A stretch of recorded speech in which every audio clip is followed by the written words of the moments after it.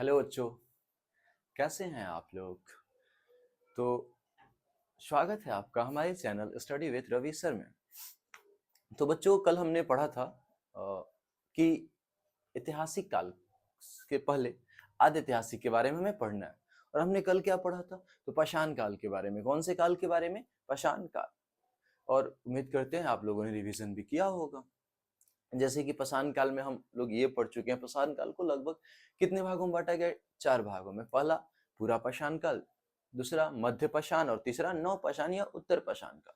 हमने ऐसा कुछ पढ़ा था। अब आप लोग को जहां तक याद होगा कि एक लास्ट में जब आया ताम्र पाषाण काल। अब थोड़ा सा रिवीजन। तो पूरा पाषाण काल में क्या था? पूरा पाषाण काल में हम लोगों ने किस चीज का खोज किया था? आग का खोज। अरे हम लोग मतलब हम ही लोग तो आदि मानव थे ना। अर्ली ह्यूमंस जिसे कहा जाता है, आदि मानव भी तो हम ही लोग रहे होंगे भाई। तो हाँ, बस फर्क इतना है कि आज हमारे हाथ में फोन है, उस जमाने में फोन नहीं था। बाकी हरकतें same to same, matching matching है। तो कहने का मतलब कि पूरा पाषाण काल में आग की खोज मानवों के, आदि मानवों के द्वारा की गई सबसे महत्वपूर्ण खोज थी। उसके बाद आग के बाद किस चीज का खोज हुआ, याद आ रहा है आप लोगों को? पूरा पाषाण काल में आग का खोज सबसे पहले हुआ था, जिससे हमारी लाइफ चेंज हुई बच्चों। उसके बाद आए हम मध्य पाषाण काल में। कौन से काल में? मध्य पाषाण। वहां पे हमने दो चीज देखा। पहला पहला हमने माइक्रोलिथ काल भी कहा जाता है उसे। मध्य पाषाण काल को क्या कहा जाता है? माइक्रोलिथ। अब माइक्रोलिथ क्यों? क्योंकि उस टाइम में हम लोग छोटे छोटे औजारों के इस्तेमाल करना सीख चुके थे। किसके औजारों के इस्तेमाल? छोटे छोटे औजारों के इस्तेमाल करना मध्य पाषाण काल में हम लोग सीख चुके थे। अब उसके बाद तो छोटे छोटे औजारों के इस्तेमाल किए जाने के कारण उसे माइक्रोलिथ भी कहा जाता है। फिर आया मध्य पाषाण काल में ही एक अंत्योष्टि कार्यक्रम। वहां पे हमने अंतिम संस्कार करना सीख लिया। किसमें? तो मध्य पाषाण काल में। फिर आते हैं नव पाषाण काल। तो नव पाषाण काल में क्या हुआ बच्चों? तो नव पाषाण काल में हमने बहुत सारी खोजें की। अब नव पाषाण काल या उसे ही कहा जाता है उत्तर पाषाण काल। उसमें हमने क्या क्या कर लिया? तो नव पाषाण या उत्तर पाषाण काल में हमने किस चीज की खोज की थी? तो नव पाषाण काल में याद है, जहां तक आप लोगों को याद होना चाहिए, कि नव पाषाण काल में सबसे पहले तो कृषि होना शुरू हो गया। क्या? एग्रीकल्चर, कृषि होना शुरू हो गया। अब कृषि होने के कारण हमने एक अस्थायी निवास बना लिया। क्या बना लिया? अस्थायी निवास। एक जगह फिक्स रूप से रहने लगे। अस्थायी निवास बनाने के कारण अब घर भी हो गया, खेती बाड़ी भी हो रहा है। तो घर खेती बाड़ी दोनों होने के कारण अब हमने क्या किया? तो अब हम एक पालतू जानवर, और मानवों के द्वारा पाला गया पहला पालतू जानवर कौन था? तो कुत्ता। आपका आंसर क्या होगा? कुत्ता। तो हम अभी 3 चीज अभी तक कर चुके हैं नवपाषाण काल में। क्या क्या? तो पहला हमने नौपाषाण काल में खेती किया, उसके बाद घर स्थायी निवास बनाया, उसके बाद पहला जो हमने जानवर पोषा, कुत्ता। उसके बाद थोड़ा सा आगे बढ़े हम लोग, तो हमने पहिए का आविष्कार किया। क्योंकि जैसे जैसे फसल हो रहा था, फसल सामान इधर से उधर लेके जाने में प्रॉब्लम हो रही थी, तो इन्वेंट हुआ पहिया। पहिया का कहानी और आग की खोज, सबका कहानी मैं पहले वीडियो में आप लोग को ऑलरेडी मैं बता चुका हूँ। अब पहिया का खोज हुआ। पहिया की खोज के बाद हमने, याद है, बड़ा सा हांड, मतलब खान, वो जो भी अनाज थे उनको स्टोर करने के लिए, उसका खोज किया। ये सब खत्म हो, तो नौ पाषाण काल जैसे ही चल रहा था, तब तक हमें मिला मानव द्वारा खोजा गया पहला धातु, जिसका नाम क्या था? तांबा। क्या नाम था बच्चों? तांबा नाम था। तो मानव द्वारा खोजी गई पहली धातु कौन थी? तांबा थी। अब तांबा की खोज होने के कारण हमारे यहाँ औद्योगिकरण शुरुआत हुई। और जैसे ही औद्योगिकरण शुरुआत हुआ, तो हम मानव से सभ्यता, सभ्य मानव बन गए ना। तो सभ्य मानव जैसे ही बने बच्चों, तो हम अब उस पाषाण काल से निकलकर किस काल में आ गए? तो आद ऐतिहासिक काल। आद ऐतिहासिक काल में। कौन से काल में? आद ऐतिहासिक काल में आ गए। अब आद ऐतिहासिक काल में जैसे ही है, तो अब यहाँ पे हमारा पूरा कालखंड क्या हो गया? चेंज। हमने एक पाषाण काल का वाला हिस्सा क्या कर लिया? खत्म कर लिया। अब बढ़ेंगे हम आगे। उससे पहले आप लोग थोड़ा बातचीत, आपको मैंने फर्स्ट वीडियो में ही बताया था बच्चों। क्या बताया था, याद आ रहा है? कि आप 10 जगह ध्यान न देंगे, एक ही जगह रहेंगे। समझ में आ रहा है? तो इस बात को आप यहाँ यहाँ बैठा लेना है, या यहाँ कहिए, यहाँ। यहाँ तो कोई और बैठा है, खैर कोई बात नहीं। लेकिन कोशिश कीजिएगा कि उसको यहाँ से निकालिए और इस बात को वहां बैठाइए। क्योंकि यहाँ अभी बात डिसिप्लिन, मोटिवेशन यहाँ रहेगा ना बच्चों, तो जल्दी सक्सेस मिलेगा। निकालना नहीं है, थोड़ा मोड़ा जैसे करते हो ना, इसको भी एडजस्ट कर लिए, सदिया वाला में नंबरवा मिला, उसको भी एडजस्ट कर लिए, दो चार को एडजस्ट कर लिए। उसी तरह मेरी बातों को भी वहां एडजस्ट करने की कोशिश करना। क्योंकि अब पहला चीज, 10 जगह न भटक के सिर्फ एक एम कैसा होना चाहिए? सिर्फ एक। हमें, हाँ भाई, हमें ये बनना है, मतलब यही बनना है। अब हम 4-5 जगह इधर उधर नहीं जाएंगे बाबू। लाइफ में कभी भी 4-5 जगह जो जाता है, वो कहीं का नहीं रह जाता। अब इस बात को कहीं और से लिंक कर दोगे, अच्छा मैं 4-5 जगह नहीं जाना है सर कर, बाबू उधर भी नहीं जाना। हम लाइफ के प्रति हमेशा मतलब सीरियस रहना सीखिए। अब आप लोग की उम्र वो नहीं है कि ज्यादा ये दिस दैट करें, बस हमेशा एक के प्रति एम, फालतू फालतू चीज नहीं बाबू, हमेशा एक के प्रति कोई एक एम होना चाहिए। हमें जो करना है बस हमारा एक एम होना चाहिए, तो उस तरीके से हम करेंगे। अब आगे देखते हैं। तो अगला है हमारा आद्य ऐतिहासिक काल। कौन है? आद्य ऐतिहासिक काल। आद्य ऐतिहासिक काल की बात करें तो इतिहास का ऐसा कालखंड, इतिहास का ऐसा कालखंड। अब कैसा कालखंड भाई?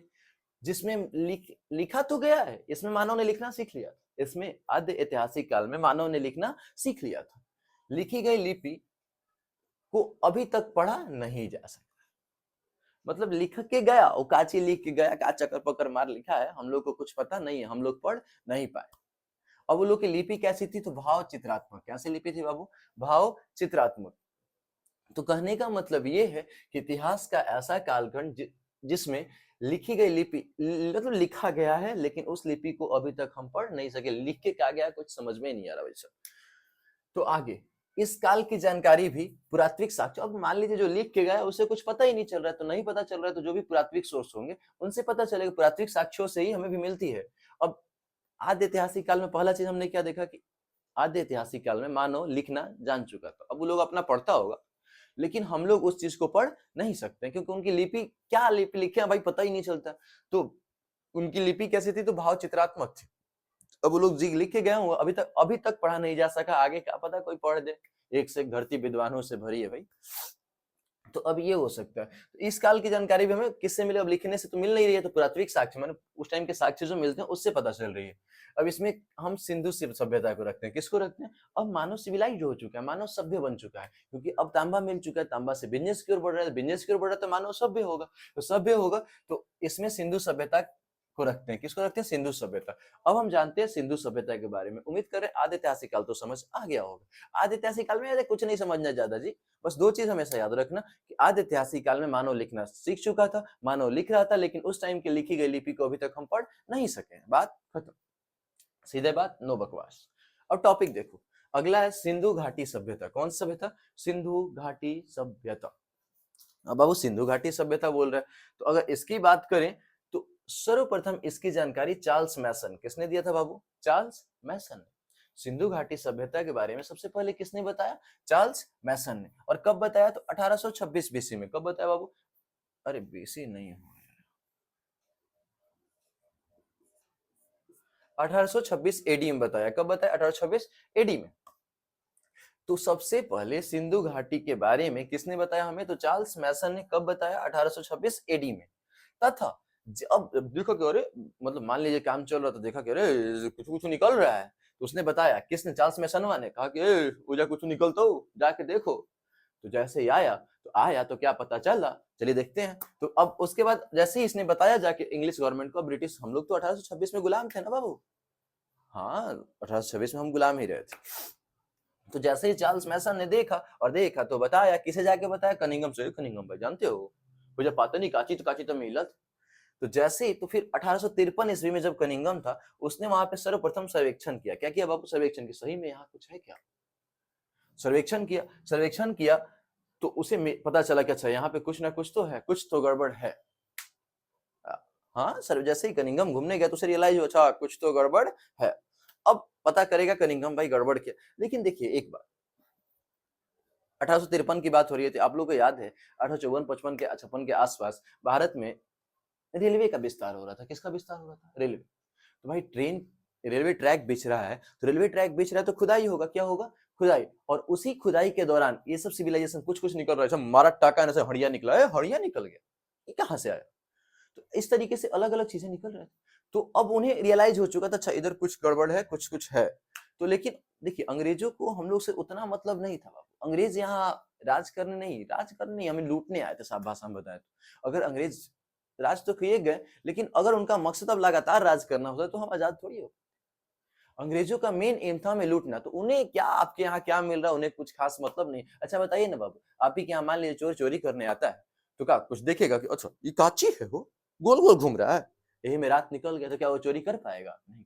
उस तरह अंग्रेज थे, उन्हें ज्यादा अटर पटर फालतू चीजों से कोई मतलब नहीं था। हाँ, भले आपको लड़वाते रहते थे, आपको तो लड़वा ही रहे थे ना। आप अभी भी, चाहे उस टाइम की बात करें, अंग्रेजों के टाइम की, चाहे अभी इस टाइम की बात करें, आप तो धर्म के नाम पे, जाति के नाम पे हमेशा लड़ते रहे। तो उस टाइम भी हम लोग लड़ रहे थे आपस में, हिंदू बरियार तो मुस्लिम हई तो हई से तो हई से, लड़ते हमारा टाइम में। तो अंग्रेजों को इन सब चीजों से मतलब नहीं था, इसलिए उन्होंने ज्यादा ध्यान नहीं दिया। लेकिन सन 1921 ईस्वी में, कब बाबू, सन 1921 ईस्वी में दयाराम साहिनी, कौन से, दयाराम साहिनी के द्वारा, अब इसका भी जॉन मार्शल, कौन नेतृत्व कर रहा था, जॉन मार्शल, जॉन मार्शल के नेतृत्व में दयाराम साहनी ने, जॉन मार्शल के नेतृत्व में दयाराम साहनी ने, कब बाबू, तो 1921 ईस्वी में खुदाई किया। और जब इसका खुदाई किया गया तो किस किस सभ्यता की खोज हुई, तो सिंधु सभ्यता। किस सभ्यता की खोज हुई, तो सिंधु सभ्यता। तो सबसे पहला क्वेश्चन यहाँ पे ये आया कि सिंधु सभ्यता की वास्तविक रूप से खोज कब हुई, तो 1921 ईस्वी में। कब हुई, 1921 ईस्वी में। किसने किया, दयाराम साहनी ने, दयाराम साहनी। और किसके नेतृत्व में किया भाई, 1921 में भी हम कुछ आजाद नहीं थे, तो किसी के अंडर में ही रहेंगे। तो चार्ल्स मैसन, जो सॉरी जॉन मार्शल के अंडर में, किसके अंडर में थे हम लोग, जॉन मार्शल के अंडर में रह के दयाराम साहनी ने एक दयाराम साहनी ने हड़प्पा सभ्यता की खोज की। अब आगे बात करें तो अब ये जो दयाराम साहनी है, इन्होंने जो शहर खोजा था, जो खोजी थी जगह, उसका नाम हड़प्पा था। क्या था बाबू, हड़प्पा। इसीलिए इसके उस खोजे गए पहले शहर के नाम पर ही उस पूरे सभ्यता का नाम रख दिया गया हड़प्पा सभ्यता। क्या रख दिया गया, हड़प्पा सभ्यता। अरे सर, और शहर नहीं मिला था, उसके नाम पे कहा नहीं रखा गया। एक होता है ना जो पहिलका रहता है, पहिल, अरे बाबू जाहिर सी बात है, पहला वाला के नाम से सब कुछ जानता है। तो इसीलिए पहला जो शहर खोजा गया, उसी के नाम पर उस पूरे सिविलाइजेशन का नाम, सभ्यता का नाम रख दिया गया। तो इसका क्या नाम रख दिया गया, हड़प्पा सभ्यता। क्या रखा गया, हड़प्पा सभ्यता। तो बात करें तो अब ये एगो तो हड़प्पा सभ्यता क्यों नाम रखा गया, समझ में आया, क्योंकि सिंधु घाटी सभ्यता का खोजा गया पहला शहर कौन था, हड़प्पा। इसीलिए उसके नाम पर पूरे सिविलाइजेशन का नाम हड़प्पा सभ्यता रख दिया गया। अब आगे बात करें तो ये सिंधु नदी के किनारे, इसके अधिकतर शहर जो है ना सिंधु नदी के किनारे हैं, इसलिए इसका एक और नाम सिंधु घाटी सभ्यता। सिंधु घाटी, तो दो नाम अभी तक मिल चुके हैं, सिंधु घाटी सभ्यता और हड़प्पा सभ्यता। तो सिंधु नदी के किनारे आसपास अधिकतर शहर मिलने के कारण इसका नाम क्या रख दिया, सिंधु घाटी सभ्यता। और देखिए ये बात, हड़प्पा में पहला खुदाई हड़प्पा, पहला शहर कौन मिला, हड़प्पा मिला, इसके कारण इसका नाम क्या रख दिया गया, हड़प्पा सभ्यता भी कहा जाता है। अब बाबू एक चीज और, ये कितना दूर में फैला हुआ था, तो यह लगभग 13 लाख वर्ग किलोमीटर में, कितने वर्ग किलोमीटर में फैला हुआ था, 13 लाख वर्ग किलोमीटर में फैला हुआ था इंडस वैली सिविलाइजेशन। अरे अभी तो दूसरे का नाम बताया, तीसरा कहां से बोल। एक और, सिंधु नदी को इंदुज रिवर भी बोला जाता है ना, तो उसकी जगह पे इंदुज वैली सिविलाइजेशन भी कहा जा सकता है। सीबीएसई बोर्ड वाला बोलता है सब। अब आप लोग तो सिंधु घाटी सभ्यता ही कहेंगे, सीबीएसई बोर्ड वाला क्या कहेगा, इंदुज वैली सिविलाइजेशन, क्योंकि नाम थोड़ा स्टैंडर्ड लगना चाहिए। तो वही चीज, इंदुज वैली सिविलाइजेशन की खोज कितने वर्ग किलोमीटर फैला, 13 लाख वर्ग किलोमीटर में। तो सिंधु घाटी सभ्यता थी जो कितने वर्ग किलोमीटर में फैली है, 13 लाख वर्ग किलोमीटर में फैली हुई थी बाबू। और इसका आकार कैसा था, तो त्रिभुजाकार। एग्जाम में कई दफा ये सब क्वेश्चन पूछ चुके हैं, सिंधु घाटी सभ्यता का आकार कैसा था, तो त्रिभुजाकार। कैसा था बाबू, एकदम त्रिभुज के जैसा। अरे सिंगड़ा देखे हो, समोसा है हो ना, समोसा, उस बिल्कुल समोसे के जैसा बाबू। आजकल थोड़ा समोसा वाला ट्रेंड कम हो गया ना, हाँ भाई, ईजा पिज्जा के जमाना है, आप लोग को मॉडर्निटी दिखाना है, तो ना ना हम समझ रहे हैं, कोई बात नहीं, फिर भी समोसा देखे तो होंगे। अरे कतनो खाओ बाबू चकर बकर, बाकी लास्टवा में जब महीना के एंड होता है, पॉकेट में पैसा कम होता है, तब आप क्या खाएंगे, 10 रुपया में एगो समोसा ना चलेगा। तो वही, तो बाबू कहने का मतलब, जो सिंधु घाटी सभ्यता का आकार था, कैसा शेप जो था, सिंगड़ा के आकार का, अरे सॉरी समोसा के शेप का, किसके शेप का था, समोसा। और समोसा कैसे होता है, त्रिभुजाकार। तो ऐसे, तो ये इस शेप में त्रिभुजाकार आकृति में सिंधु घाटी सभ्यता फैला हुआ था हमारा। यहाँ तक कोई दिक्कत, तो अभी तक हमने क्या क्या देख लिया, एक बार फिर से देखते हैं। सबसे पहले हमने क्या देखा, आदि ऐतिहासिक काल, इसमें मानव ने लिखा, लेकिन इसे अभी तक पढ़ा नहीं जा सका है, तो इसकी भी जानकारी हमें प्राथमिक साक्ष्य मिली। अब सिंधु घाटी सभ्यता के बारे में सबसे पहले किसने बताया, चार्ल्स मैसन। किसने बताया बच्चा, चार्ल्स मैसन ने बताया। उसके बाद कब बताया, तो 1826 एडी में, 1826 एडी। अब उसके बाद, अब उस जाके बताया अंग्रेज गवर्नमेंट से, तो आया जेम्स कनिंघम, काची काची मिला, सुने हड़िया बर्तन मिला है। हाँ, तो चलो देखते हैं। तो उसने सर्वेक्षण किया, घुमा फिरा, देखा कि हाँ इधर कुछ तो गड़बड़ है। उसके बाद जैसे ही जेम्स कनिंघम ने 1856 ईस्वी में 1853 ईस्वी में सर्वेक्षण किया, उसके बाद रेलवे लाइन बिछ रहा था तो ज्यादा उधर डिस्टर्ब, पूरे अंग्रेजों का ध्यान रेलवे लाइन पर था, ज्यादा उधर नहीं गए। लेकिन 1921 ईस्वी में दयाराम साहनी ने, किसने बाबू, 1921 ईस्वी में दयाराम साहनी ने जॉन मार्शल के नेतृत्व में, किसके नेतृत्व में, जॉन मार्शल के नेतृत्व में हड़प्पा सभ्यता की वास्तविक खोज किया।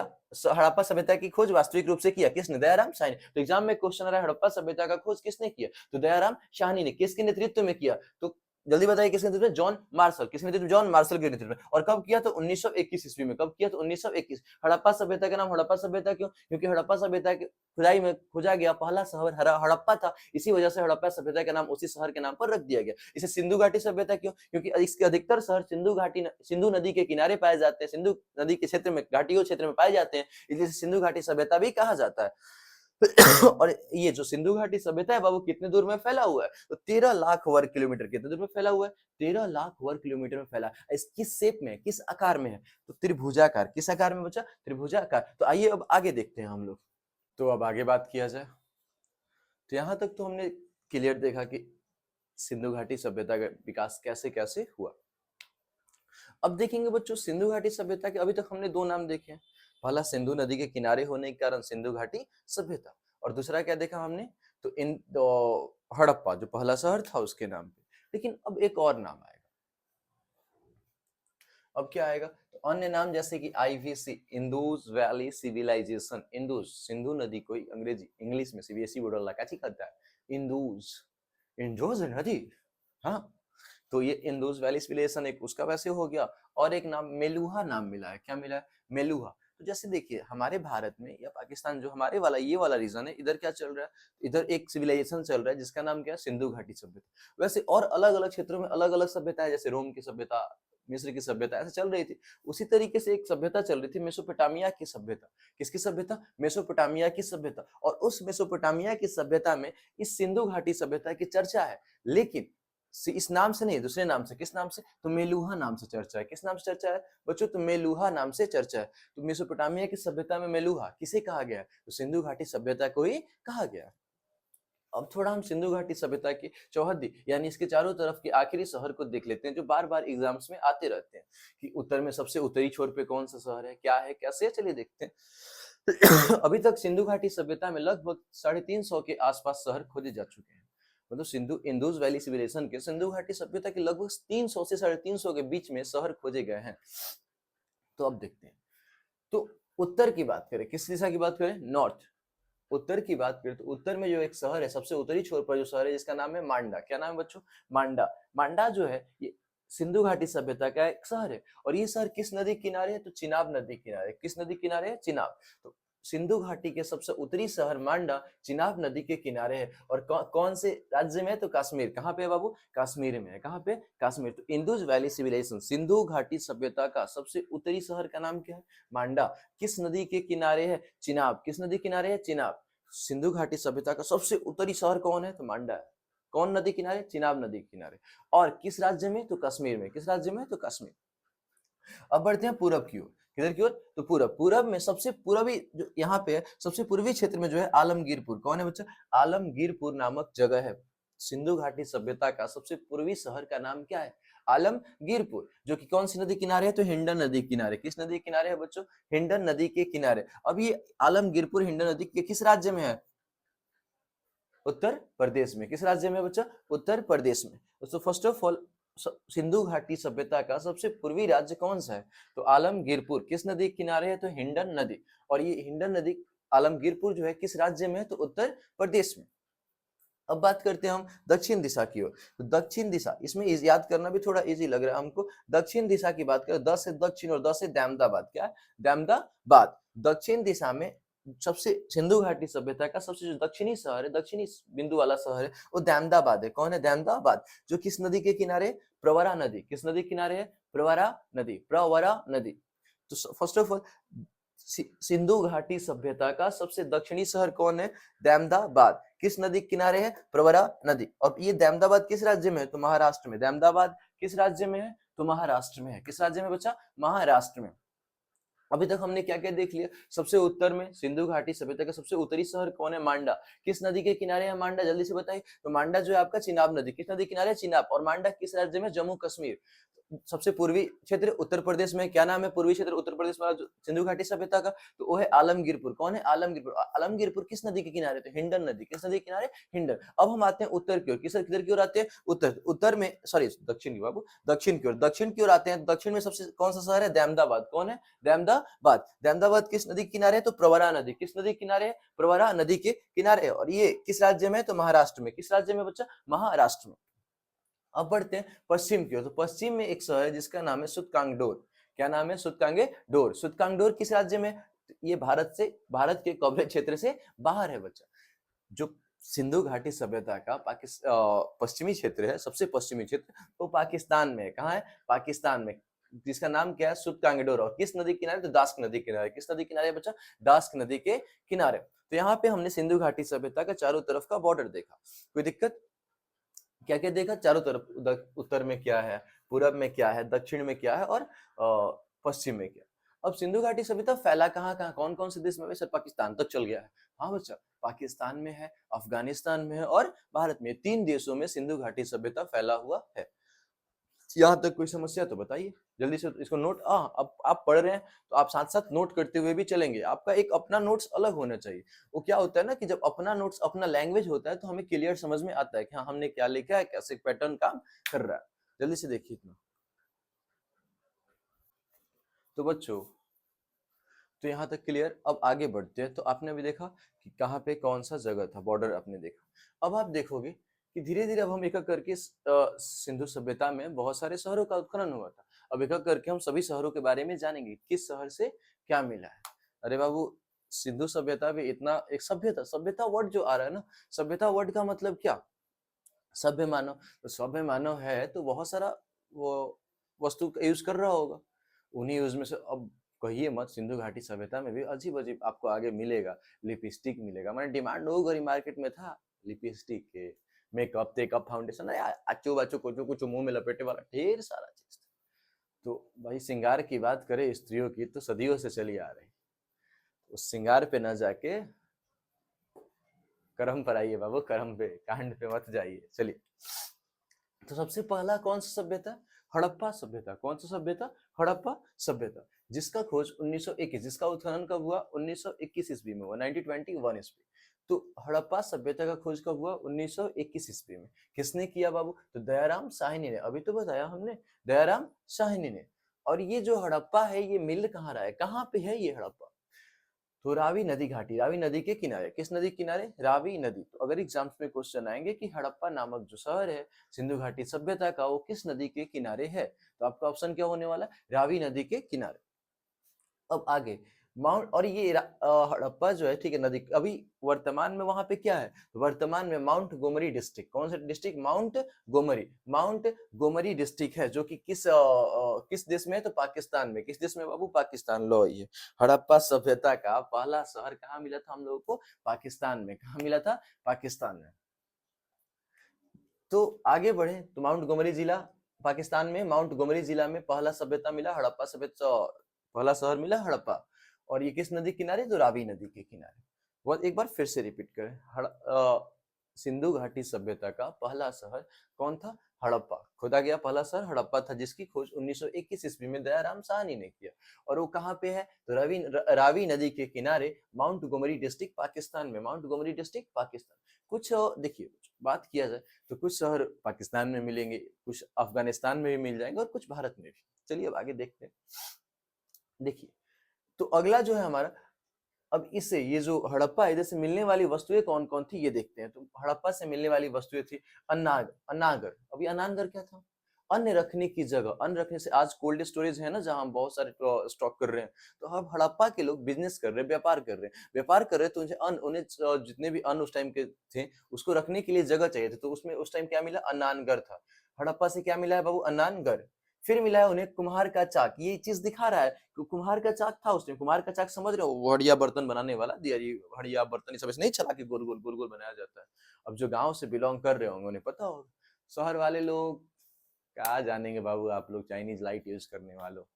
कभी जाना हमारे गांव में, आज भी हाथ से बने दिए यूज होते। खैर, तो वहीं जो दिया बनाता है या वो जो मटका बनाया जाता है तो चाक पर, तो कुम्हार का चाक मिला है। कुम्हार का चाक कहाँ मिला? हड़प्पा। अभी तक हड़प्पा से क्या क्या मिल गया? अन्न रखने के लिए जगह, कुम्हार का चाक मिल गया। फिर श्रमिक आवास क्या मिला बच्चा? श्रमिक आवास। श्रमिक आवास मतलब मजदूर का रहने वाला घर, मजदूरों के रहने वाले घर। फिर आपको यहाँ से मिले मातृ देवी की मूर्ति, मातृ देवी की मूर्ति मिले हैं। क्या मिले हैं? मातृ देवी की मूर्ति मिला है। उसके बाद लकड़ी की ओखली। अब लकड़ी की ओखली क्या होता है? ये तो आप लोगों को पता ही होगा, आप बैचलर लाइफ में रहते होंगे आप लोग, तो ये ऐसे ऐसे, जैसे ये मान लीजिए ये हो गया, इसमें लकड़ी डाल के ऐसे ऐसे ओखली वाला होता है ना, वही उसी को ओखली, लकड़ी की ओखली भी मिला है हड़प्पा से आपको। फिर अच्छा, अब आपके मन में एक बात है, अभी तक क्या क्या मिल गया पहले ये बताइए। तो हड़प्पा से में क्या मिला? तो अनानगर मिला है, कुम्हार का चाक मिला है, श्रमिक आवास, मातृ देवी की मूर्ति और लकड़ी की ओखली मिला। सर ये आवास देख के कैसे पता चल गया कि श्रमिक आवास है? ये देख के कैसे पता चल गया कि आपका अनानगर है? कैसे आखिर ये पता कैसे चला? तो बाबू अब मान लीजिए जो हड़प्पा सभ्यता, कौन सा सभ्यता था? हड़प्पा सभ्यता। खुदाई हुआ तो एक घर में से खाली कुदारी निकल रहा है, खुरपी निकल रहा है, बेलचा निकल रहा है। तो एक बात बताइए, क्या ये विद्वान के घर में होगा कुदारी, खुरपी, बेलचा? नहीं। तो उस चीज से अंदाजा लगाया जाता है कि अच्छा ये जो है श्रमिकों का आवास था, श्रमिकों का घर था। अरे गाड़ी, खुरपी, जितना कुछ है सब हम मजदूरों के यहाँ मिलेंगे ना, कि अंबानी जी के यहाँ मिलेंगे? नहीं ना। तो ये कहानी है बाबू। तो सबसे पहले तो इस तरीके से पता चला। अब धान चावल मिला तो अच्छा है, ये वहाँ खाना रखा जाता था स्टोर करके ना, नानगर, मतलब बहुत सारे वो फूड्स रखे जाते थे। तो इस तरीके से पता चलता है। ऐसा नहीं कि आके उस सपना में आके बताता है, अभी आजकल चल रहा है ना रील, कि मैं ये हूँ रे, ऐसे नहीं, ये सब कुछ नहीं है बाबू। अब कैसे? तो उस चीज से प्रूफ्स मिलते हैं, प्रूफ से पता चलते हैं। तो श्रमिक अब ऐसा थोड़ी है कि वो आके कहेगा कि मैं हड़प्पा निवासी हूँ रे, हमारे यहाँ ओखली का प्रयोग होता था, ऐसा कुछ नहीं है। वो आके सपना में नहीं बुलाएगा, वहां से प्रूफ मिलते हैं, साक्ष्य मिलते हैं। तो श्रमिक आवास मिले, मातृ देवी की मूर्ति मिली, लकड़ी की ओखली। अब वहां मिला है लकड़ी का ताबूत। ताबूत समझ रहे हो आप? जो क्रिश्चियन लोग दफनाने के लिए ऐसे वो ताबूत बनाते हैं ना, हाँ, बॉडी को कब्र में दफनाने के लिए क्रिश्चियन लोग ये बनाते हैं, तो उसी को ताबूत कहते हैं। तो लकड़ी के ताबूत मिले हैं। फिर एक कब्रिस्तान मिला है। क्या मिला है? कब्रिस्तान, जिसपे लिखा हुआ है वहां, हाँ वहां पे मेंशन है RH37। सर अभी तो आपने बोला पढ़ नहीं पाएंगे, तो भाई उस टाइम ये लोग बढ़ के लिखा है RH37। पता नहीं वो लोग कौन कौन लिपि का प्रयोग करता था, लेकिन हम ये पढ़ पाए, ये थोड़ा बहुत जान पाए कि अच्छा RH37। तो बाबू ये जो है RH37 कब्रिस्तान मिला है। कहाँ से मिला है? तो ये भी हड़प्पा से मिला है, RH37 कब्रिस्तान। उसके बाद मिला है हाथी का कपाल। क्या मिला है? हाथी का कपाल, बड़ा सा। फिर स्वास्तिक चिन्ह, स्वास्तिक चिन्ह समझ रहे हो ना वो आप, ये वाला चीज स्वास्तिक चिन्ह मिला है आपको कहाँ से? तो हड़प्पा से मिला है। तो ये हड़प्पा से हमें इतने सारे चीज मिले हैं। क्या क्या? फिर से एक बार रिपीट करेंगे। तो अन्नानगर मिला है, कुम्हार का चाक मिला है, श्रमिक आवास मिला है, मातृ देवी की मूर्ति, लकड़ी की ओखली, लकड़ी का ताबूत, RH37 कब्रिस्तान मिल गया, हाथी का कपाल और स्वास्तिक चिन्ह। तो ये कहानी है आपके हड़प्पा की। कोई समस्या तो बताइए। बाबू एक शहर जो है सिंधु घाटी सभ्यता का पहला शहर था हड़प्पा। और सिंधु घाटी सभ्यता का भी मैंने बताया आपको, अन्य नाम क्या क्या था जल्दी से बताइएगा। तो पहला नाम क्या था? इंदुस वैली सिविलाइजेशन, दूसरा नाम हड़प्पा सभ्यता, तीसरा सिंधु घाटी सभ्यता तो है ही है, और चौथा मेलुहा। मेलुहा कहा क्यों जाता था? ये तो क्वेश्चन आना चाहिए मन में ना, आखिर इसका नाम मेलुहा क्यों कहा था मेसोपोटामिया वाले ने? तो ये एक कपास की, जो कपास होता है ना, उसके व्यापार वाले के नाम पर, व्यापारी के नाम पर ऐसा नाम रखा था मेलुहा। ठीक है, समझ पा रहे हैं आप? तो अब आगे बढ़ते हैं। तो ये हो गया हमारा हड़प्पा सभ्यता का ये बात। अब आते हैं मोहनजोदड़ो में। कौन सा? अब हड़प्पा सभ्यता में खोजा गया दूसरा शहर कौन था? मोहनजोदड़ो। कौन सा था? मोहनजोदड़ो। इधर आते हैं। तो इसके ये भी 1921 में ही खोजा गया था। कब खोजा गया था? तो 1921 में। इसको किसने खोजा था? तो राखल दास बनर्जी ने। किसने खोजा था बाबू? राखल दास बनर्जी। किसने खोजा था? राखल दास बनर्जी। हड़प्पा मोहनजोदड़ो की खोज कब हुई थी? 1921। किसने खोजा? राखलदास बनर्जी ने।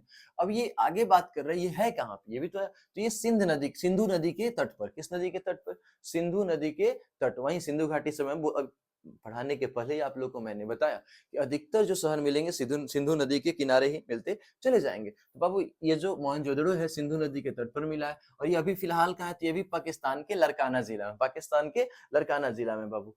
तो मोहनजोदड़ो को किसने खोजा? राखल दास बनर्जी। कब खोजे? 1921 ईस्वी में। कब खोजा है? 1921 ईस्वी में। और ये कहाँ पे है? तो सिंधु नदी के किनारे है। कहाँ? ये सिंधु नदी कहाँ, अब ये कहाँ, किस जगह पे है? तो पाकिस्तान के किस डिस्ट्रिक्ट में? लरकाना डिस्ट्रिक्ट। कौन सी डिस्ट्रिक्ट? लरकाना डिस्ट्रिक्ट। अब आगे सिंधु सभ्यता का सबसे बड़ा शहर है ये। सिंधु सभ्यता का सबसे बड़ा शहर कौन है? मोहनजोदड़ो। कौन है? मोहनजोदड़ो। आगे बाबू, इसे मृतकों का टीला भी कहा जाता है। क्या कहा जाता है? मृतकों का टीला, क्योंकि जब खुदाई हुआ ना तो बहुत सारे हाथ पैर, ऐसे हजारों लाशें निकली थी। सोचिए, इस कारण से इसे क्या कहा जाता है? मृतकों का टीला। मोहनजोदड़ो को, जब मोहनजोदड़ो का उत्खनन हो रहा था तो एक ही जगह से अलग अलग टाइम, मतलब बहुत आसपास नजदीक में बहुत बहुत सारे बॉडीज मिले। क्या मिले? बहुत सारे बॉडीज। तो इस बॉडीज को मिलने के कारण इसे क्या कहा गया? मृतकों का टीला कहा गया। अब आगे बढ़ेंगे बच्चों थोड़ा सा, तो मृतकों का टीला के बाद की बात करेंगे हम लोग। तो यहाँ पे आपको मिलेगा मृतकों के टीला के बाद। क्यों कहा जाता है ये समझ में आ गया ना? मोहनजोदड़ो को मृतकों का टीला क्यों? क्योंकि बहुत सारे बॉडी, जब उत्खनन के टाइम में बहुत सारे हाथ पांव ऐसे ये सब एक ही जगह इकट्ठा मिला है, इसीलिए इसे मृतकों का टीला कहा जाता है। तो मृतकों का टीला किसे कहा जाता है? एग्जाम में अगर क्वेश्चन आ रहा है कि मृतकों का टीला किसे कहा जाता है, तो मोहनजोदड़ो। अब यहाँ पे कौन कौन सी वस्तुएं आपको मिलेंगी? सबसे पहले पुरोहित आवास। कौन सा आवास? पुरोहित आवास मिलेंगे। मोहनजोदड़ो में है, आपका खुदाई हुआ तो किसका आवास मिला? पुरोहित आवास। फिर घर में कुआं मिला। घर में क्या मिला? कुआं। यहाँ पे ये चीज दिखा रहा है कि वो लोग बहुत व्यवस्थित ढंग से जिंदगी जीने की कोशिश कर, मतलब व्यवस्थित ढंग से जिंदगी जी रहे थे। क्यों? क्योंकि अब एक घर है, घर में कुआं है, समझ रहे आप? हाँ, पानी वगैरह सब चीज पीने वगैरह के लिए। उसके बाद विशाल स्नानघर। विशाल स्नानघर, विशाल कहिए या बड़ा कहिए, तो वहां पे सबसे बड़ा स्नानघर, जो आप वाटर पार्क में जाते हो ना नहाने के लिए भाई, तो उस टाइम भी वो लोग का अपना water park, personal water park हुआ करता था। नहाए चलना है रे वाटर पार्क। तो उन लोग, आज ही के जमाने में वाटर पार्क नहीं है बाबू, उस टाइम भी वाटर पार्क विशाल। सबसे बड़ा स्नानघर कहाँ का है? तो ये मोहनजोदड़ो का। कहाँ का है? मोहनजोदड़ो। और यही नहीं, सबसे बड़ा अन्नानगर। अन्नागर तो खाना रखने का जो कोल्ड स्टोर था, अन्नानगर था, इधर भी था, हड़प्पा में भी। लेकिन सबसे बड़ा सिंधु सभ्यता का सबसे बड़ा अन्न स्टोर करने वाला जगह जो अन्नानगर है, कहाँ का है? मोहनजोदड़ो का। सबसे बड़ा अन्न स्टोरेज जो है अन्नानगर है, कहाँ का है? मोहनजोदड़ो का। तो अगर एग्जाम में क्वेश्चन आएगा, मिला तो दोनों जगह से। अन्नानगर की बात करें तो हड़प्पा से भी मिला, मोहनजोदड़ो से भी मिला, लेकिन सबसे बड़ा अन्नानगर कहाँ से मिला है? तो मोहनजोदड़ो से। अब आगे आप बात करोगे तो फिर आपको मिलेगा सूती वस्त्र। अब धीरे धीरे देखिए कितना डेवलप हो रहा है। मोहनजोदड़ो से हमें सूती वस्त्र भी मिले हैं। क्या मिले हैं? सूती वस्त्र। अरे बाबू, ये सूती वस्त्रों का व्यापार भी करते थे, जिस कारण से ही सूती वस्त्रों के व्यापार के कारण ही मेसोपोटामिया वालों ने इन्हें क्या कहा था? मेलुहा कहा था। क्या कहा था? मेलुहा। अब आगे बढ़ रहे हैं। स्वास्तिक के चिन्ह इधर से भी मिले आपको, स्वास्तिक चिन्ह इधर से भी मिले, इधर से भी मिले। फिर आपको सभागार। क्या मिला यहाँ पे? एक एक्स्ट्रा सभागार। तो उससे अलग यहाँ पे क्या मिला, थोड़ा नोटिस कीजिएगा। आपको यहाँ पे उससे अलग क्या मिला? पुरोहित आवास। पंडित जी के घर मिला है बाबू, तो पुरोहित आवास मिला है। घर में कुआं, घर के अंदर क्या मिला है? कुआं मिला है। उसके बाद बड़ा सा स्नानघर, जो बहुत शौकीन था सब वो लग रहा है ये सबसे, ताकि बड़ा सा स्नानघर। आज के कई साल पहले ये वाटर पार्क, अपना पर्सनल वाटर पार्क है लोग का। तो स्नानघर है, सबसे बड़ा अन्नानघर है, सूती वस्त्र मिल रहा है, स्वास्तिक चिन्ह मिल रहा है, और सभागार, एक मीटिंग हॉल मिल रहा है। क्या मिल रहा है? Meeting hall. ये सब पता कैसे चल रहा है? तो जैसे जैसे उस टाइम के बॉडीज, उस टाइम उत्खनन होगा तो देखिए, जैसे देखिए अभी हम यहाँ पे क्लास ले रहे हैं, सपोज पढ़ रहे हैं आप लोग, तो अभी सडनली हम लोग ऐसे ही मर जाते हैं, तो हम ऐसे, सब लोग ऐसे ही मरेगा, तो जिस कंडीशन में उसी उत्खनन होगा आज के करोड़ों साल बाद, तो कंडीशन तो यही रहेगा सेम। मेरे ऐसे ही कंकालों में ऐसे मारकर पकड़ा हुआ मिलेगा, मिलेगा कि नहीं मिलेगा? तो इस कंडीशन से, इससे ये पता चलेगा कि मैं इस मार्कर से कुछ ना कुछ तो कर रहा था। जस्ट कुछ देर बाद देखा जाएगा, अच्छा पीछे बोर्ड मिला था, अच्छा मतलब ये मास्टर था। काची था? मास्टर था। क्या कि ये इसके हाथ में मार्कर है, इसके कंकाल में ये पढ़ा रहा है। आप पढ़ते पढ़ते ऐसे ही मर जाओगे, तो पता चलेगा अच्छा ये पढ़ रहा था। इस तरीके से कंडीशन है बाबू। तो यही सब। अब किसी, अब घर का खुदाई हुआ, घर में पूजा पाठ की सामग्री मिल रहा है, तो पता चल गया वो पंडित जी का घर था। किसका घर था? पंडित जी का। तो पुरोहित आवास पता चला उससे। अब सभागार, वहां मीटिंग हॉल था, मीटिंग का माहौल था, तो सभागार कहा गया उसको। फिर पशुपति शिव मिले। क्या मिले बाबू? पशुपति शिव। पशुपति शिव कहाँ से मिले हैं? मोहनजोदड़ो से। कहाँ से मिले? मोहनजोदड़ो से। फिर आपको कांसे की नर्तकी, कांसे की नर्तकी भी मिली है यहीं से। सबसे चौड़ी सड़क, अगर सिंधु घाटी सभ्यता की बात करें तो सबसे चौड़ी सड़क कहां से मिली? मोहनजोदड़ो से। कहां से मिली है? मोहनजोदड़ो से। अब अगर बात किया जाए तो आज के डेट में, आप जिस, अभी अगर अच्छे से बारिश हो जाए, बरसात का दिन अभी चल रहा है, अच्छे से बारिश हो जाए तो आपके गली में क्या होता है? स्विमिंग पूल वाला माहौल बन जाता है। बन जाता है कि नहीं बन जाता? पूरा ऐसे पैर उठा लोगे, ऐसे चलोगे है। लेकिन सोचो उस टाइम, आज के इतना सालों पहले, ये लोग एक व्यवस्थित सड़क, व्यवस्थित पानी निकासी की जगह, कितना सुव्यवस्थित जिंदगी जी रहे थे। तो कहीं ना कहीं इनका टेक्नोलॉजी, इनका ये सब जो था बहुत बढ़िया था बाबू। तब आगे बात करेंगे पशुपति शिव कांसे की नृत्य की सबसे चौड़ी सड़क मिल रही है, वहां से तांबे का ढेर मिला। किसका ढेर मिला? तांबे का ढेर। अब ये यही नहीं, अगर कोई पूछेगा सर्वाधिक स्वास्तिक मुहर कहाँ से मिले हैं? सर्वाधिक स्वास्तिक के जो मुहर है कहाँ से मिले हैं? तो मोहनजोदड़ो से। किससे मिले बाबू? मोहनजोदड़ो से। अब ये स्वास्तिक मुहर बने किस चीज से? तो सीलखड़ी से। किससे बने थे? सीलखड़ी। अब सीलखड़ी क्या होता है? तो एक पत्थर का टाइप, समझ में आ रहा है? मिट्टी, जैसे मिट्टी पका हुआ चिकना पत्थर होता है ना बाबू, वही चिकना पत्थर का एक टाइप होता है सिलखड़ी। पकावल माटी बोल सकते, नहीं बोल सकते, चिकना पत्थर का एक टाइप होता है, उसे सिलखड़ी कहा जाता है। उसी इसी सिलखड़ी, सिलखड़ी क्या होता है? पत्थर का एक चिकना वाला टाइप। इसी सिलखड़ी से क्या बना है? सर्वाधिक स्वास्तिक के मुहर बने। और सबसे ज्यादा स्वास्तिक मुहर कहाँ मिले हैं? मोहनजोदड़ो में। कहाँ मिले हैं? मोहनजोदड़ो। तब यहाँ पे दो चार क्वेश्चन देखते हैं हम लोग। सबसे पहला क्वेश्चन, अगर क्वेश्चन आ रहा है कि मोहनजोदड़ो की खोज किसने किया? तो राखलदास बनर्जी। कब किया? 1921 में। सबसे बड़ा अनानगर कहाँ मिल रहा है बाबू आपको? सबसे बड़ा अनानगर मोहनजोदड़ो में। सब सभागार कहाँ मिल रहा है? मोहनजोदड़ो में। सबसे ज्यादा सिलखड़ियों की मोहरें कहाँ मिल रही हैं? तो मोहनजोदड़ो में। तो ये सब चीजें कुछ है जो मोहनजोदड़ो में। पशुपति शिव कहाँ मिला है? मोहनजोदड़ो में। कांसी की नर्तकी कहाँ मिला है? मोहनजोदड़ो में। अब बाबू ये जो भी हम पढ़ रहे हैं, दोनों टॉपिक क्लियर हो गया हमारा। अब एक चीज और, मोहनजोदड़ो को मृतकों का टीला, अगर पूछा जाएगा कि सिंधु घाटी सभ्यता के किस शहर को मृतकों का टीला कहा जाता है, तो यहाँ क्या हो जाएगा आपका? मृतकों का टीला किसे कहा जाएगा? मोहनजोदड़ो को टिक करोगे आप लोग। अब थोड़ा सा आगे बढ़ोगे तो पिगट ने, किसने बाबू? पिगट ने कहा है। क्या इसको आप लोग उतार लिए होंगे? नहीं उतारे जल्दी से लिखिए। अब इसको थोड़ा सा हम ये करते हैं।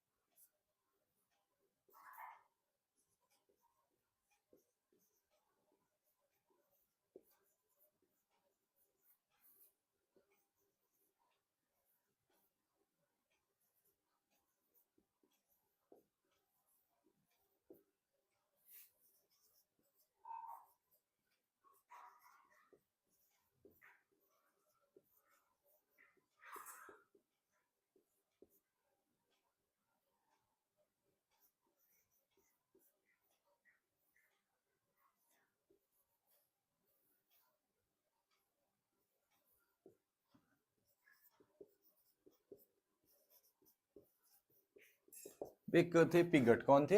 पिगट। इन्होंने क्या कहा है? तो इन्होंने कहा हड़प्पा और मोहनजोदड़ो को जुड़वा राजधानी के नाम से बताया। किसके नाम से बताया? जुड़वा शहर, जुड़वा राजधानी के नाम से। किसने बताया? पिगट ने। क्या बताया? कि हड़प्पा और मोहनजोदड़ो को जुड़वा राजधानी के नाम से भी जाना जाता है, जुड़वा शहर के नाम से भी जाना जाता है। किसने कहा था बाबू? तो पिगट ने कहा था। किसने कहा था? पिगट ने। तो यहां तक क्लियर? कोई डाउट? अब एक चीज और आपको हमने बताया था। क्या बताया था भाई? तो धातु के आधार पर भी बांटा गया है ना, जैसे पाषाण काल और आद्य ऐतिहासिक काल को क्या कहा जाता है? कांस्य युगनी सभ्यता। कौन सा सभ्यता? कांस्य युगनी सभ्यता। तो अब अगर ये पूछा जाए कि हड़प्पा, जो हड़प्पा सभ्यता है, कौन सी सभ्यता है? तो हड़प्पा सभ्यता कौन सी सभ्यता है बाबू? तो उसका भी आंसर क्या हो जाएगा? हड़प्पा सभ्यता कौन सा सभ्यता है? तो कांस्य युगीन सभ्यता। कौन सा सभ्यता बच्चा? कांस्य युगीन सभ्यता। थॉमस ने बांटा था, याद है आपको? मैं ये भी बता चुका हूँ फर्स्ट क्लास में, फर्स्ट लेक्चर जाके आप देखोगे तो वहां मैंने बताया कि थॉमस ने ऐसे मिलने वाले धातुओं के आधार पर हिस्ट्री को बांटा है 3 भागों में। तो यहाँ पे यही कांस्य युगीन सभ्यता में आ जाएगा आपका। एग्जाम में ये भी क्वेश्चन आ सकता है कि हड़प्पा जो सभ्यता है कौन सा सभ्यता है? तो कांस्य युगीन सभ्यता। कौन सभ्यता है? कांस्य युगीन सभ्यता। अब थोड़ा सा एक और बार चर्चा करेंगे हम लोग। तो अभी अब मैंने आपको कुछ कुछ ही देर पहले बताया था कि इंदुस वैली सिविलाइजेशन के चारों बॉर्डर्स कौन कहाँ पाया? मांडा इधर उत्तर साइड में पाया जाएगा, और इधर क्या पाया जाएगा? दहमदाबाद, आलमगीरपुर। कौन सा पाया जाएगा? आलमगीरपुर। नीचे क्या पाया जाएगा? दहमदाबाद और सिकंदर। इसको याद कैसे करोगे? इसका सिंपल सा ट्रिक है बाबू। कैसे याद करोगे? इसका एक सिंपल सा ट्रिक है। क्या? तो ट्रिक ये है आपका कि सम, सम मतलब क्या होता है? जोड़ होता है ना। तो ऐसे याद कर लो, याद कर सकते हो यहाँ पे सम इक्वल टू ऐड। क्या करोगे? Sum equal to add. अब सर ये क्या है सम इक्वल टू? ये कौन सी बला लाए आप? तो स माने सुतकंगडोर, म से मांडा। तो सम सुतकंगडोर मांडा। सबसे पहले स्टार्ट कहाँ से कर रहे हो आप? स्टार्ट कहाँ से कर रहे हो जल्दी बताओ। तो पश्चिम साइड से। कहां से स्टार्ट कर रहे हो? पश्चिम साइड। पश्चिम में कौन है? सुतकंगडोर। उत्तर में कौन है? मांडा। तो दो याद हो गया, पश्चिम में स से सुतकंगडोर, म से मांडा। और पूरब में क्या है? आलमगीरपुर। तो सम ऐड वह समवा के इंग्लिश में क्या कहते हैं, ऐड कहते हैं ना। तो अब यहाँ पे देखिए, ए से आलमगीरपुर और डी से दहमदाबाद, इस तरीके से आपका चारों बॉर्डर जाएगा। सम बराबर ऐड, सम बराबर ऐड, स से सुतकंगडोर, म से मांडा, दो याद हुआ। ए से आलमगीरपुर, डी से दहमदाबाद। इस ट्रिक की मदद से याद होगा। बाबू मैंने पहले ही बताया था कि हर एक चीज जो भी टफ होगा उसको एक ट्रिक मिलेगा आपको, और क्लास में ही याद 100% कराया जाएगा। कोई समस्या है तो बताइए। फिर इधर इसमें कोई प्रॉब्लम है तो बता सकते हैं आप, नहीं, चलिए बढ़िया। तो देखिए अब हमारा, हमने आज शुरू किया आद्य ऐतिहासिक काल। आद्य ऐतिहासिक काल कैसी सभ्यता है, तो कांस्य युगीनी सभ्यता, कांस्य युगीन सभ्यता। उसके बाद हम सब चीज पढ़ चुके हैं बाबू, इसमें सब चीज मतलब कि आद्य ऐतिहासिक काल में हमने अभी तक देखा कि कैसे खोज हुआ इंडस वैली सिविलाइजेशन का, कैसे हुआ, तो रेलवे की खुदाई चल रही थी। किसी खुदाई चल रही थी, रेलवे की। वहां से काच मिला, अरे घड़ा तो है, तो कुछ कुछ मिला, तो उन्हें पता चल गया इधर कोई सिविलाइजेशन है। तो फिर धीरे धीरे उसके बाद दयाराम साहनी ने खुदाई किया, तो वहां से मिला आपको हड़प्पा सभ्यता। फिर अभी तक हमने इंडस वैली सिविलाइजेशन की सिंधु घाटी सभ्यता के 2 शहर की खोज कर ली है। कौन कौन हमने नहीं किया, हम पढ़ रहे हैं, बाकी खोज करने वाला कर लिया बाबू। हड़प्पा सभ्यता और मोहनजोदड़ो। हड़प्पा और मोहनजोदड़ो को हमने दो के बारे में हम लोग पढ़ लिए। अब कल और सिंधु घाटी सभ्यता में आने वाले शहरों के बारे में हम लोग कल पढ़ेंगे। एक ही क्लास में ज्यादा होगा तो फिर आप लोग को होगा बोर फील। लेकिन अब एक बात और, कि एक बात बताइए, जैसे कि मैंने आपको पहले ही कहा था कि बस हमें 10 जगह ध्यान न देके सिर्फ कितना जगह चलना होगा, एक जगह। 10 जगह बाबू ध्यान देंगे तो क्या होगा, आप भटक जाओगे। 10 जगह ध्यान देने से क्या होगा, आप भटकोगे, तो भटकोगे तो क्या होगा, प्रॉब्लम होगा। तो एक जगह हमेशा, कहा एक जगह आप अपने लक्ष्य को रख लोगे कि हाँ भैया हमको ई बनना है, तो बस यही बनना है। मैं बार बार इस चीज को रिपीट कर रहा हूँ, इसका पीछे का रीजन बस यही है कि आप एक जगह रहो, हजारों जगह भटको नहीं। सबसे पहले आप फाउंडेशन अपना कंप्लीट करोगे। कुछ नहीं, आंख बंद करो, मैं सारा फाउंडेशन बिल्कुल फ्री कंप्लीट करा रहा हूँ बाबू। जितने भी फाउंडेशन बैचेज हैं, हिस्ट्री, ज्योग्राफी, पॉलिटी, जितनी कुछ भी बेसिक जीके जीएस के टॉपिक्स हैं, मैं सबको बिल्कुल फ्री कंप्लीट कराऊंगा। लेकिन हाँ, शर्त ये है कि आपको बस एक जगह रुकना होगा कि हाँ मुझे इसी चीज की तैयारी करनी है। समझ में आ रहा है? अरे वही तो, इसीलिए तो कहा गया है बाबू, विकल्प बहुत मिलेंगे, विकल्प बहुत मिलेंगे मार्ग भटकाने के लिए, संकल्प एक ही काफी है मंजिल तक जाने के लिए। तो बाबू संकल्प को बस क्या रखोगे, एक रखोगे। संकल्प को एक रखना है, बाकी आपकी मंजिल खुद चल के आएगी। तब तक के लिए बाबू मिलते हैं अब अगले क्लास में। तब तक के लिए जय हिंद।